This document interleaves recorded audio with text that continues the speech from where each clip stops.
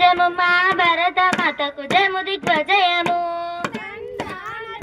చదువులనిచ్చు సరస్వతి తల్లి చల్లగా చూడవమ్మా. సిరులనిచ్చడి శ్రీ మహాలక్ష్మి కరుణను చూపవమ్మా.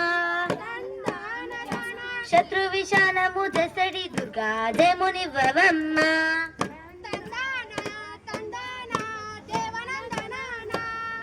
తరికిటజం తరిత ఏదో కాదురా, నల మహారాజు కథ, పాండవుల కౌరవుల కథ, మరాఠీల కథ, రామ కథ, లవకుశుల కథ, సీతమ్మ కష్టాలు. ఏందక్క ఆ కథలన్నీ పాతగైపోయినాయి కదా, కొత్త కథ చెప్పదాదా? ఏందిరా పాతంటే రోతగా ఉందా? అయితే పాత గ్లాసులు, బిందెలు, వెండి పల్లాలు, బంగారు గొలుసులు అన్ని తీసి బయట పారేస్తావా? ప్రతి వాడికి ఏదో ఫ్యాషన్ అయిపోయింది. పాతలైంది కొత్త కరదురా తిక్క సన్నాసి. ఎప్పుడు కొత్త కొత్త నరుస్తారు గాని ఈ కొత్త అంతా పాతల నుంచే కదరా పుట్టింది. అదే ఇప్పుడు నేనేమన్నాని కరెంట్ షాప్ తల్లి నాకు ఆకిలాగా అట్లా అరుస్తున్నావు. పాత అంటే రోజా నేనా నానా కాలం మారిన ఇంకా మనం పాతలోనే బ్రతుకుతున్నామా? ఎలక్ట్రిక్ దీపాలు వద్దని ఆమ్దం దీపాలు పెట్టుకుంటున్నామా? బస్సులు రైళ్లు కొత్తవన్నీ ఎట్ల పట్ల మేమే ప్రయాణిస్తున్నామా? అరే తమ్ముడు చెల్లి, మీరు ఇట్లా కొట్టుకొని రసబస చేయకండి. తమ్ముడు అన్నట్లు ఈ రోజు మనం కొత్త కథనే చెప్పుకుందాం.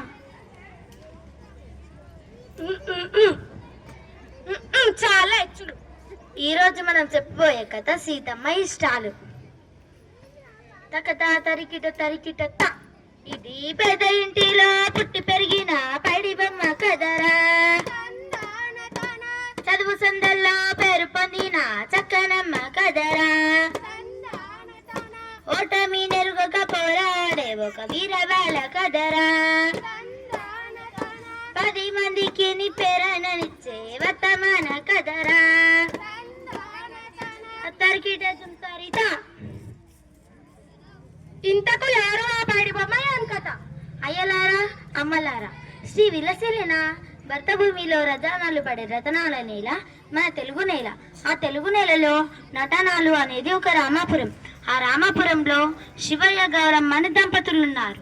ఆ దంపతులకు కలిగిన తొలి సంతానమే సీత. సీతను బడికి పంపాలనుకుంటుండగానే మరో పిల్లవాడు పుట్టాడు.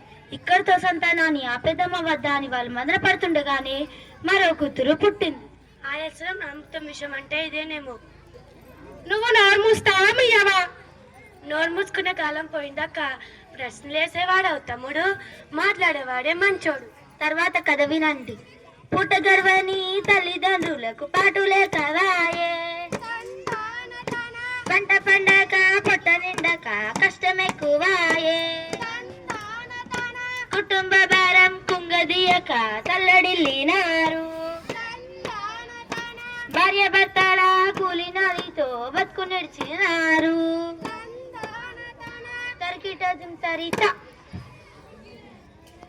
తర్వాత ఏం జరిగింది అక్క? ఇంకేం జరుగుతుంది? 4 రాళ్ళు సంపాదించిన తర్వాత ఆ రాళ్లతోనే నీళ్ళు పోసి పెళ్లి చేసి ఉంటారు. నిజంగా అదే జరిగితే మన కథకు అర్థం లేదురా తమ్ముడు. ఆ ఊరికి శ్రావణి అనే కొత్త టీచర్ వచ్చింది. నీ పిచ్చి గాని టీచర్లు చదువు చెబుతారు గాని ఇవన్నీ పట్టించుకుంటారా? ఒకవేళ పట్టించుకొని చెప్పినా వినే వాళ్ళు ఉంటారా? విన్న మార్పు సాధ్యమవుతుందా? తప్పకుండా సాధ్యమవుతుంది. మా బాల టీచర్లు రోజు పాఠాలతో పాటు మంచి మంచి కథలు సూక్తులు చెప్తారు. ఆటలు ఆడిస్తారు, పాటలు పాడిస్తారు. మా బడి పిల్లలు తన సొంత బిడ్డలా పట్టించుకుంటారు. అవును తమ్ముడు, శ్రావణి కూడా అటువంటి టీచరే. ఆమె ఆ ఊరికి రాగానే ముందు చేసిన పని బడి 7 పిల్లలు బడికి వస్తారో రారో తెలుసుకోవడం.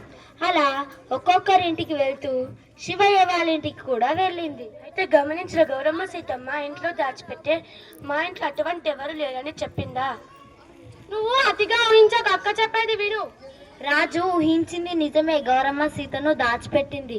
అయ్యో అప్పుడు ఏమైంది?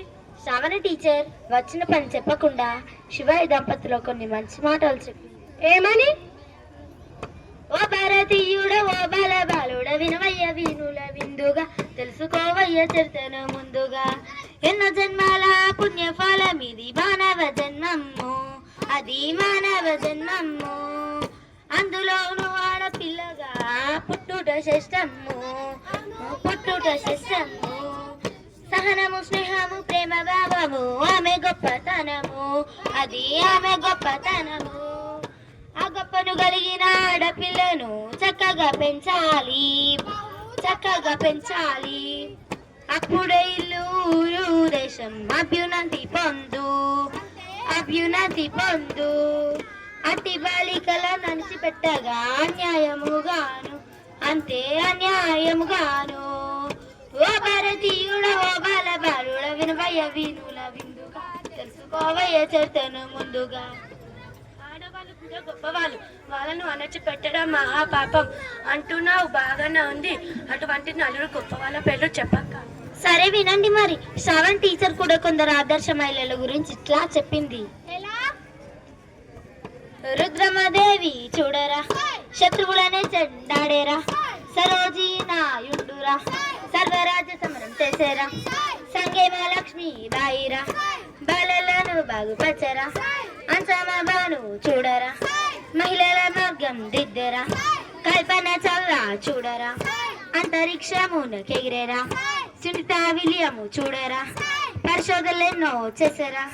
తదిక్కుతో అన్ని రంగంలో మహిళలు ఆదర్శంగా నిలిచారు. బలనాటి బాలి తమ్ముడా మేలు బనానోయ్ తందానా, మేలు బనానోయ్ తందానా. అక్క అక్క, ఆ తర్వాత ఏం జరిగిందో నేను చెప్తా. లోపల నుంచి ఆ మాటలన్నీ వింటున్న సీత బయటకు వచ్చి తాను కూడా చదువుకుంటానని చెప్పింది.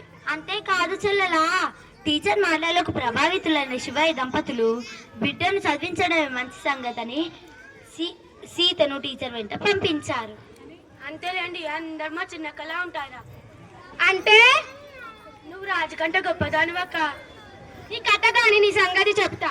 మీరు తర్వాత కొట్టుకోవచ్చు కానీ ముందు కథ వినండి. సీత ఎట్లా చదివిందయ్యా అంటే, అక్షరమాల నెచ్చరా, తెలుగును చక్కగా చదివేరా, లెక్కలు చక్కగా చేసేరా, ఎక్కలు చక్కగా చదివేరా, దసరాల విజ్ఞానము పక్కగా గ్రహించరా, ఏది చదివినా ఏది రాసినా ఎదులేదు తనకు, అందరిలోనూ అన్నింటికన్నా ఎదురు నిలిచే తుదకు.